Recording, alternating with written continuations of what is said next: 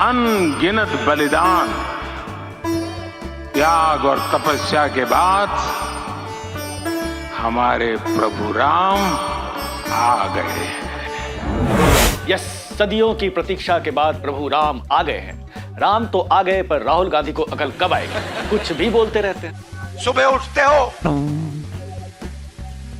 चाय गरम करने के लिए स्टोव में कोयला डालते हो, उसको जलाते हो। स्टोव में कोयला?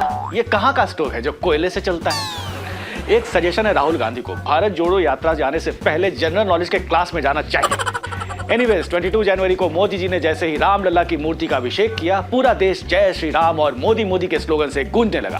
लोग काफी खुश थे, पर वहीं कुछ महाज्ञानी लोग थे जो कहा करते थे कि मंदिर बन गया तो बीजेपी की पॉलिटिक्स खत्म हो जाएगी, क्योंकि उनके पास कोई मुद्दा ही नहीं बचेगा। वो लोग ऐसे मुंह छुपाते हुए नजर आए। जहां एक तरफ लोग घर के बाहर दिया जला के राम का स्वागत कर रहे थे, तो कुछ लोग को यह सब देख के काफी सैड फील हो रहा था और वो सोशल मीडिया पे कॉन्स्टिट्यूशन का फोटो शेयर करके अपने गुस्से और फ्रस्ट्रेशन का इजहार कर रहे थे। Idea of India is dead, मेरा देश बदल चुका है, एटसेट्रा एटसेट्रा एटसेट्रा। होता है, तकलीफ में आदमी ऐसा बोलता है। कई लोग इस बात से भी नाराज थे कि देश का प्राइम मिनिस्टर कॉन्स्टिट्यूशनल पोस्ट पे बैठा आदमी पूजा पाठ क्यों कर रहा है। इसीलिए वो ऑपोजिशन लीडर्स की तरफ उम्मीद भरी नजरों से देख रहे थे, पर उनका बैड लक ही खराब था, क्योंकि ऑपोजिशन के लीडर्स भी पूजा पाठ ही करने में बिजी थे। वैसे राम मंदिर में प्राण प्रतिष्ठा की तैयारी काफी दिनों से चल रही थी। महीनों से बेचारे हमारे पत्रकार बंधु भी अयोध्या से रिपोर्टिंग कर रहे थे। कई लोगों के मन में यह सवाल था कि आखिर 22 जनवरी के बाद बेचारे ये करेंगे क्या। बट मोदी जी ने सबको काम पे लगा दिया। प्राण प्रतिष्ठा के दूसरे ही दिन गवर्नमेंट ने farmer Bihar chief minister Karpoori Thakur को भारत रत्न देने का फैसला किया और सारे पत्रकार who is Karpoori Thakur report करने में बिजी हो गए। मोदी जी ना खुद आराम करते हैं, ना पत्रकारों को आराम करने देते हैं। वैसे कर्पूरी ठाकुर ओबीसी नेता भी थे और राम टेम्पल कॉन्सेक्रेशन के बाद उनको भारत रत्न देकर बीजेपी ने कमंडल एंड मंडल दोनों पॉलिटिकल कार्ड अच्छे से खेला है। Smart boy. तो कैसी रही राम मंदिर प्राण प्रतिष्ठा सेरेमनी? क्या है इसके पॉलिटिकल सिग्निफिकेंस? क्यों राहुल गांधी को आसाम के मंदिर में घुसने नहीं दिया गया और कर्पूरी ठाकुर को भारत रत्न देने जाने पर पॉलिटिक्स क्यों हो रहा है? We talk about all that in today's episode of the Saturday show. Very happy Republic Day to all of you. अब इस मौके पर आप हमें एक गिफ्ट दे ही दीजिए by subscribing to our channel. तो दबाइए सब्सक्राइब बटन। कटप्पा ने बाहुबली को क्यों मारा से भी बड़ा सवाल था कि आखिर बीजेपी मंदिर कब बनाएगी। कई लोग बीजेपी के मंदिर वहीं बनाएंगे स्लोगन का मजाक भी उड़ाया करते थे। मंदिर वहीं बनाएंगे, मंदिर वहीं बनाएंगे। हम कहते जी कब बनाओगे, कहते डेट नहीं बताएंगे। मंदिर वहीं बनाएंगे लेकिन तारीख नहीं बताएंगे। इन सबको लास्ट वीक मोदी जी ने करारा जवाब दे दिया।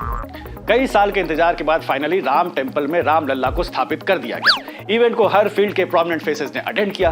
काफी लोग इमोशनल भी हो गए, बट जहां कुछ लोग की आंखों में खुशी के आंसू थे तो कुछ दुख में रो रहे थे, क्योंकि उनको एहसास हो गया था कि इस इवेंट के बाद पीएम मोदी के लिए सपोर्ट और बढ़ जाएगा और 2024 जीतना बीजेपी के लिए थोड़ा आसान हो जाएगा। पॉलिटिक्स एंड रिलीजन का कॉकटेल बाबू भैया बहुत ही बुरा होता है। हालांकि क्रिकेट की तरह पॉलिटिक्स में भी लास्ट बॉल तक कुछ नहीं कहा जा सकता, इसलिए हम कोई विशेष टिप्पणी नहीं दे सकते। पर हाँ, 2 वर्ड्स उनके लिए जरूर जो कॉन्स्टिट्यूशन की फोटो सोशल मीडिया पे डाल के ये सजेस्ट कर रहे थे कि जो कुछ भी हो रहा है वो अनकॉन्स्टिट्यूशनल हो रहा है। अरे भाई, मंदिर ड्यू प्रोसेस ऑफ लॉ को फॉलो करके सुप्रीम कोर्ट के वर्डिक्ट के बाद ही बना है। वी एग्री कि बाबरी मस्जिद demolition was an act of national shame and full condemnation for that. But ये लैंड डिस्प्यूट कई साल पुराना था एंड एएसआई फाइंडिंग के बाद ही कोर्ट का वर्डिक्ट आया था। तो अगर बाबरी मस्जिद नहीं भी डिमोलिश हुआ होता तो भी कोर्ट ये जमीन हिंदू साइड को दे देती और कोर्ट से मिलने के बाद वो मस्जिद का क्या करते, ये आप खुद समझदार हैं। सो कॉन्स्टिट्यूशन की दुहाई देकर फैंटम मत बनिए, जनहित में जारी। अपने स्पीच में मोदी ने कहा कि लोगों को डर था कि मंदिर बनेगा तो देश में आग लग जाएगी, पर मंदिर का निर्माण आग को नहीं, ऊर्जा यानी एनर्जी को जन्म दे रहा है। ये निर्माण किसी आग को नहीं बल्कि ऊर्जा को जन्म दे रहा है। बहुत सही। आग तो वाकई नहीं लगी, पर मुंबई के मीरा रोड पे बीएमसी के ऑफिशियल ने कुछ ज्यादा ही ऊर्जा दिखा दिया और वहां जो कुछ हुआ उसके लिए कॉन्स्टिट्यूशन की दुहाई देना बनता है।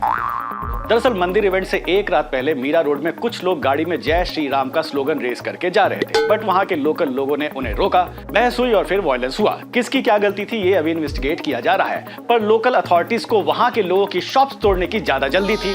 लोकल एक्टिविस्ट का दावा था कि शॉप ओनर्स के पास लीगल डॉक्यूमेंट्स थे और उन्हें दुकान हटाने का कोई नोटिस भी नहीं दिया गया था, पर अथॉरिटीज का कहना था कि फुटपाथ पे बने स्ट्रक्चर को तोड़ने के लिए किसी नोटिस की जरूरत नहीं। मतलब हमारे यहाँ ऐसा ही होता है। बताइए, ये सब देख के तो प्रभु राम भी दुखी हो जाएंगे। मूविंग ऑन, इंडिया अलायंस को एक बड़ा झटका लग गया है। एक बार फिर यस, दरअसल ममता बनर्जी ने कह दिया कि वो बंगाल में चुनाव अकेले लड़ेंगी। আমার কোনো কথা হয়নি এবং আমি প্রস্তাব দিয়েছিলাম, ওরা প্রথম থেকেই প্রত্যাখ্যান করেছে। তখন থেকে আমাদের দল সিদ্ধান্ত নিয়েছে আমরা বাংলায় একা চলব। যদি তোর ডাক শোনো কেউ না আসে তবে একলা চলো রে। बट यही नहीं, अभी और सुनिए। उधर आम आदमी पार्टी ने भी कह दिया है कि वो पंजाब में कांग्रेस के साथ कोई अलायंस नहीं करेगी। चीफ मिनिस्टर भगवंत मान ने कह दिया है कि पंजाब की 13 सीट पे आप अकेले लड़ेगी और उसके लिए करीब 40 कैंडिडेट्स को शॉर्टलिस्ट भी कर दिया गया है। क्लियर है कि कांग्रेस के साथ नहीं जा रही। और ये तब हुआ है जब हर रोज बिहार में जेडीयू आरजेडी, महाराष्ट्र में कांग्रेस शिवसेना और यूपी में कांग्रेस एसपी के टसल की न्यूज आ रही है। बताइए, एक तरफ बीजेपी है जो राम के नाम पे लोगों का भरोसा जीत रही है, तो वहीं इंडिया अलायंस वाले कंप्लीटली राम भरोसे। ममता के फैसले से कांग्रेस को काफी बुरा लगा और उसका कहना है कि we can't imagine India alliance without Mamata. तुस्सी जा रहे हो, तुस्सी ना जाओ। उधर इन सब टसल से दूर राहुल गांधी भारत जोड़ो यात्रा में पाइनएप्पल खा रहे हैं। Today, when we were driving here, we stopped and tasted some of your pineapples. Ram मंदिर इवेंट के कारण राहुल की यात्रा को लाइमलाइट नहीं मिल रहा, इसलिए शायद राहुल ने सोचा चलो राम पूजा नहीं तो पेट पूजा ही करते हैं और पाइनएप्पल खाते हैं। वैसे 22 जनवरी को राहुल आसाम के श्री श्री शंकर देवा सत्र, पॉपुलरली नोन एज बद्रदेव थान में दर्शन करने जा रहे थे, पर उन्हें बोल दिया गया स्टॉप, आप आगे नहीं जा सकते, और ये एक नेशनल न्यूज बन गया। और इस फ्री पब्लिसिटी का क्रेडिट राहुल ने हेमंता बिश्वा शर्मा को दिया। ओहो, सरकाज़म। राहुल ने कहा कि इट्स सो स्ट्रेंज, उनको रोका जा रहा है और बाकी लोगों को मंदिर में जाने दिया जा रहा है। और जब इस पर हेमंता बिश्वा शर्मा से रिएक्शन मांगा गया तो उनका ये कहना था, आज आप क्यों रावण का बात करते हो, आज कम से कम राम का बात करो ना। अगले दिन राहुल की यात्रा को गुवाहाटी सिटी में भी एंटर करने से रोका गया, जिसके बाद पुलिस और कांग्रेस सपोर्टर्स के बीच क्लैश हो गया, बैरिकेड्स तोड़े गए, हाथापाई हुई और फिर आसाम पुलिस ने राहुल गांधी के अगेंस्ट एफआईआर दर्ज की और फिर शुरू हुआ हेमंता बिश्वा शर्मा और राहुल के बीच वॉर ऑफ वर्ड्स। हिंदुस्तान का सबसे भ्रष्ट चीफ मिनिस्टर, सबसे करप्ट चीफ मिनिस्टर आसाम का चीफ मिनिस्टर है। देश में बोफोर्स से लेकर भोपाल गैस कांड का एंडरसन को भगाने से जितना देश का सबसे भ्रष्ट परिवार है, सबसे भ्रष्ट परिवार ही गांधी परिवार है।